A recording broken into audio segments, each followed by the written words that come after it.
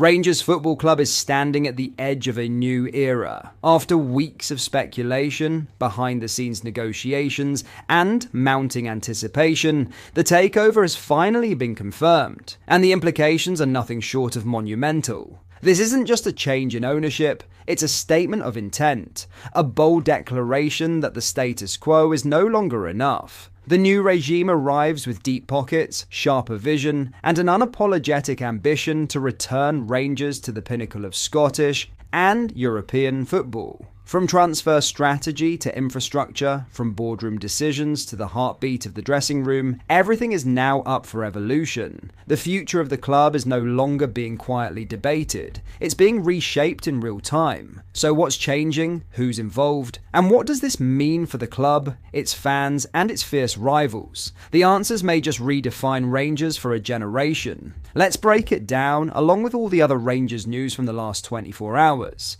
There is so much to discuss in today's video, so be sure to like the video and subscribe to the channel for daily Rangers content.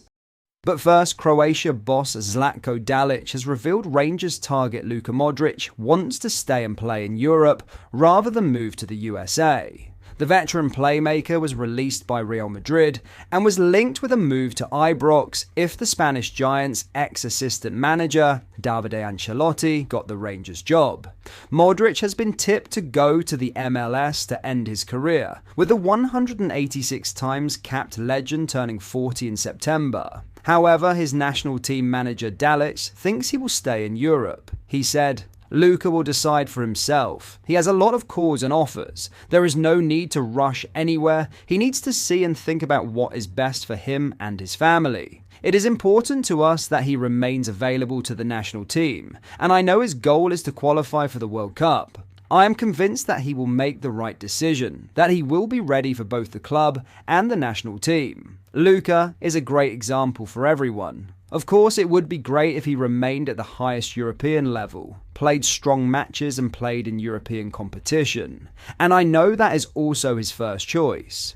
Now, in some massive Rangers news amid the takeover completion, the holding company of Rangers is seeking to change its name in the wake of their seismic takeover as they shift from a public to private company, subject to shareholder approval later this month. The Ibrox side have traded as the Rangers International Football Club plc since November 2012, but will now be known as Rangers International Football Club Limited in the new era under Chairman Andrew Kavanagh, and 49ers Enterprises, led by Vice Chairman Parag Marath, will see a shift if voted through at the club's upcoming Extraordinary General Meeting, which is scheduled for June 23rd at the Doubletree Hilton in Glasgow. Rangers, who are not publicly listed on the stock exchange despite their PLC status, will now become an LTD, a move which ensures shares cannot be offered to the public and offers an added layer of control for the new regime. The move to the LTD company is covered in the EGM, as shareholders are told what they are voting on: that the company be re-registered as a private limited company under the Companies Act 2006, under the name of Rangers International Football Club Limited.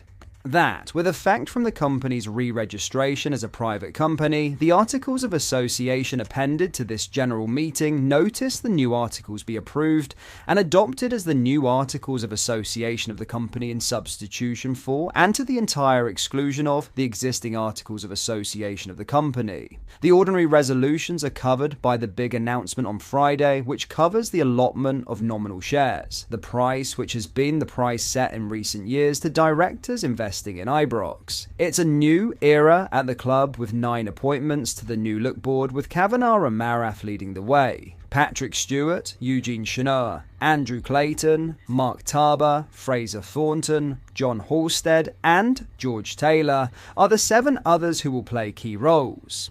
In other news, Francesco Farioli has emerged as a new contender for the manager's position at Rangers. Herald Sport exclusively revealed this evening that Rangers Chiefs have held discussions with the Italian coach as they look to finally appoint a permanent boss. Farioli left Ajax earlier this month and is therefore unattached, and previously spoke to the Ibrox club before they appointed Michael Beale. Ajax was his fourth job in management, even though he is just 36 years of age, and so he has built up a bank of experience. But just who is Francesco Farioli? We've profiled him for you here. Farioli is a modern boss who took an unconventional route into management. At just 35 years old, the Italian tactician has already left a significant mark on the game, blending academic intellect with tactical innovation to become one of Europe's most talked about young coaches. Born in the small Tuscan town of Barga, he didn't have a professional football career to speak of and instead immersed in the world of philosophy. Earning a degree during his studies in Florence, he penned a thesis that explored the aesthetics of football and the existential role of the goalkeeper. He was involved on the pitch too, though, and began coaching at a grassroots level, working as a goalkeeping coach at clubs such as Polisportiva Margini Coperta and Lucchese. A big break arrived when he moved to the prestigious Aspire Academy in Qatar, and that is where Farioli met Roberto De Zerbi. Farioli joined De Zerbi's staff at Benevento in 2017 and later followed him to Sassuolo. His official title was goalkeeping coach, but he also got deeply involved in helping tactically as Sassuolo became one of Italy's most progressive sides. The year 2021 was when he took his first big step into management, and this was at Turkish side Fatih Karagümrük. Introducing a modern possession-based style as the team defied expectations, he was attracting the attention of Alanyaspor within a year.